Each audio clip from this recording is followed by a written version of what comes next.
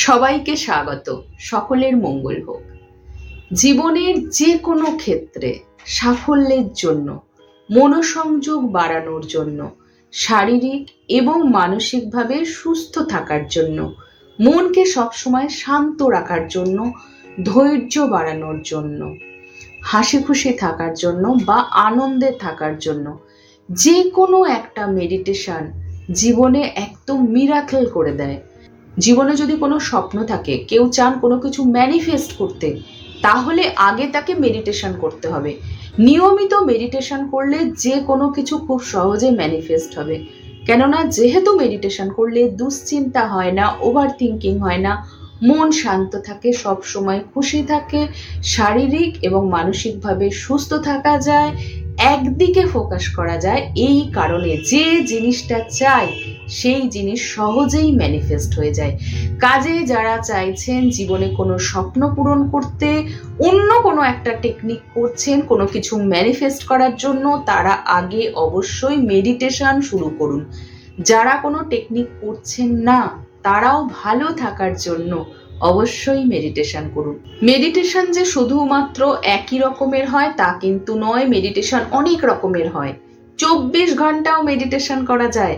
Meditation মানে হলো যে কোনো একটা বিষয়ে ধ্যান দেওয়া বা একদিকে মনোসংযোগ করা, এটাই হলো মেডিটেশন। যারা নিয়মিত প্রেজেন্ট মোমেন্টে থাকা প্র্যাকটিস করেছেন তারা কিন্তু এক রকমের মেডিটেশন করছেন। অর্থাৎ যে কাজটা করছি সেই কাজের দিকেই মন আছে। যে কাজটা কেউ করছে সেই কাজের দিকে সে যদি মন দিতে পারে, তাহলে তার কাজটা খুব ভালোভাবে করতে পারবে। সেটা পড়াশোনাই হোক, অফিসের কোনো কাজ হোক, যাই হোক না কেন, নিয়মিত মেডিটেশন করলে ওভার থিঙ্কিং একেবারেই হবে না।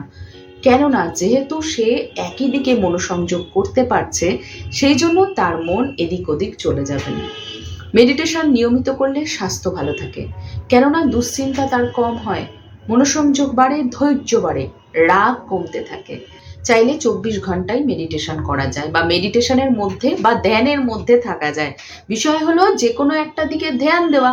তো সারাদিন ধরে যে যে কাজটা করছে খুব ভালোভাবে মন দিয়ে যদি সে সেই কাজটা করে, তাহলে কিন্তু একরকমের ধ্যানই করছে, তার মন এদিক ওদিক যাচ্ছে না। অর্থাৎ সে যখন স্নান করছে তখন সে স্নানই করছে, যখন সে রান্না করছে তখন সে রান্নাই করছে। স্নানের সময় সে রান্নার চিন্তা করছে না, আর রান্নার সময় সে স্নানের চিন্তা করছে না। এটাও এক রকমের ধ্যান। অর্থাৎ যে কাজটা করছে তার মধ্যে সে ডুবে গেছে। চ্যানেলে মেডিটেশনের আলাদা প্লে লিস্ট আছে, সেখানে বিভিন্ন রকমের মেডিটেশন দেওয়া আছে। যাদের ইচ্ছা আছে তারা ওখান থেকে যে কোনো একটা পছন্দের মেডিটেশন করতে পারেন। ওখানে সব সহজভাবে বলা আছে। মেডিটেশন করতে গিয়ে ফেল হওয়ার মূল যে কারণ সেটা হলো মেডিটেশন করার সময় যে কোনো একটা আলোর বিন্দু বা মোমবাতির শিখা এই দিকে ফোকাস করতে বলা হয়। আর এটা যখনই বলা হয় তখনই কি হয়, শুরু তো হয় 2-1 মিনিট ওইভাবে ওই দিকে তাকিয়ে ওই দিকে মন দিয়ে, তারপর মনে অন্য রকমের সব চিন্তা চলে আসে, যে চিন্তাটা তখন করার প্রয়োজন নেই। দুশ্চিন্তা আসে, ওভার থিঙ্কিং শুরু হয়ে যায়, মন এক জায়গায় থাকে না। এর মূল যে কারণ সেটা হলো মানুষের যে ব্রেন, তাকে বলা হয় মাঙ্কি মাইন্ড, সে এক জায়গায় টিকে থাকে না। আর এই কারণেই ধ্যান করতে বসে বা মেডিটেশন করতে বসে মন এদিক ওদিক চলে যায়। যাতে এটা না হয় এই কারণে সব থেকে সহজ যে মেডিটেশন সেটা হলো গ্র্যাটিটিউড বা কৃতজ্ঞতার মেডিটেশনটা করা। এতে কি হবে, এর সাথে সাথে মন পজিটিভ হতে থাকবে আর মন এদিক ওদিক যাবে না। আর একটা বেস্ট মেডিটেশন হলো রাজযোগ মেডিটেশন। এই মেডিটেশনের মূল যে বিষয় সেটা হলো আমার যা দরকার সেটা আমি ইউনিভার্সের কাছ থেকে বা নিজের ঈশ্বরের কাছ থেকে নিচ্ছি। এই মেডিটেশনগুলো সবই মেডিটেশনের প্লে লিস্টে আপনারা পেয়ে যাবেন। এখান থেকে যে কোনো একটা মেডিটেশন অবশ্যই করুন। নিয়মিত মেডিটেশন করলে যেহেতু মনোসংযোগ বেড়ে যায়, এই কারণে যখন কেউ কোনো কিছু ম্যানিফেস্ট করতে চাইছেন তার জন্য যদি টেকনিক করেন, তাহলে কিন্তু মন এক জায়গায় টিকে থাকবে, মন এদিক ওদিক হবে না। আর যেহেতু মন এক জায়গায় থাকবে, মনোসংযোগ বাড়বে, এই কারণেই খুব তাড়াতাড়ি ম্যানিফেস্ট হয়ে যাবে। রাজযোগ এবং গ্র্যাটিটিউড মেডিটেশন যদি কেউ নিয়মিত করেন, তাহলে আরও একটা উপকার যেটা সেটা হলো মন শান্ত হয়ে যাবে, মন সব সময় খুশি থাকবে, কেননা অভিযোগ বন্ধ হয়ে যাবে। আর রাজযোগ মেডিটেশন যেহেতু এক ধরনের অ্যাফার্মেশন, সেই কারণে যেটা হবে যে জিনিসটা চাই সেই জিনিসটা মেডিটেশনের মধ্যে দিয়েই ঈশ্বরকে বা ইউনিভার্সকে বলা হয়ে যাবে। আর ভিজুয়ালাইজেশন করার সময়ও যে জিনিসটা চাই সেটাই করা হয়ে যাবে। মন একই জায়গায় থাকবে, ওভার থিঙ্কিং হবে না। গ্র্যাটিটিউড মেডিটেশনটা নিয়মিত করলে কি হবে, মনের মধ্যে যে নেগেটিভ এনার্জিটা বা নেগেটিভ চিন্তাগুলো আছে সেগুলো ধীরে ধীরে ডিলিট হয়ে যাবে। এতে করে যেটা হবে, যেহেতু নিজে ধীরে ধীরে পজিটিভ হয়ে যাবে, এই জন্য যে কোনো কিছু বা সে যেটা চাইছে সেটা খুব তাড়াতাড়ি ম্যানিফেস্ট করতে পারবে। মেডিটেশন নিয়মিত করলে যেহেতু মন শান্ত থাকবে, রাগ কমে যাবে, ওভার থিঙ্কিং হবে না, এই কারণে স্বাস্থ্য খুব ভালো থাকবে। তার যে রিলেশনগুলো, সেই রিলেশনগুলো খুব ভালো হতে থাকবে, কেননা রিলেশন নিয়েও সে ওভার থিঙ্কিং করবে না, মনে তার কোনো রকম কোনো দুশ্চিন্তাও আসবে না। মেডিটেশনের যে মূল উদ্দেশ্য সেটা হলো মনকে একটা জায়গায় একাগ্র করা বা একটা দিকেই রাখা। যদি এটা কেউ নিয়মিত করতে পারেন তাহলে তিনি তার ভাগ্য বদল করে ফেলতে পারবেন, কেননা মেডিটেশনের অসীম ক্ষমতা। মেডিটেশন এমন একটা জিনিস যেটা জীবনে যে কোনো কিছু পাওয়ার ক্ষেত্রে বা নিজের জীবনটাকে আরো উন্নত করার ক্ষেত্রে বলা যেতে পারে একটা দরজা। এই মেডিটেশন যে কোনো মানুষের জীবনে মিরাকেল করে দিতে পারে। মেডিটেশন করতে যারা পারেন না তারা এই চ্যানেল থেকে মেডিটেশনের যে প্লে লিস্ট আছে সেখানে গিয়ে রাজযোগ আর গ্র্যাটিটিউড মেডিটেশনটা অবশ্যই শুরু করুন। যদি নিয়মিত করতে পারেন তাহলে খেয়াল করে দেখবেন মেডিটেশন শুরু করার আগে যে মনের অবস্থা ছিল, মেডিটেশন করার পরে কিন্তু মন অনেক ভালো হয়ে গেছে, শান্ত হয়ে গেছে, মন সবসময় খুশি থাকছে। যারা এখন পড়াশোনা করে তারা যদি নিয়মিত মেডিটেশন করে, পড়ার সময় মন এদিক ওদিক যাবে না, যেহেতু মন শান্ত থাকবে এই কারণে পড়াটা মনে থাকবে অনেক বেশি দিন, আর অনেক কম সময়ে পড়াটা মুখস্থ হয়ে যাবে।